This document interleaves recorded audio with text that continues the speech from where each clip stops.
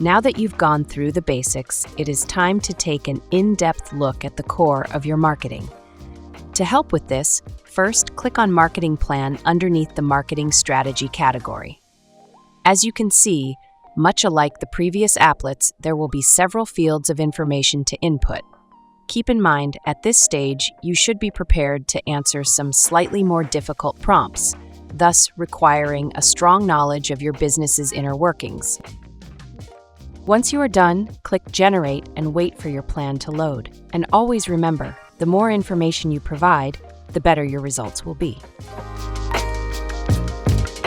A marketing plan with numerous helpful tips and suggestions should now be visible on your screen. Till next time. Brainiest!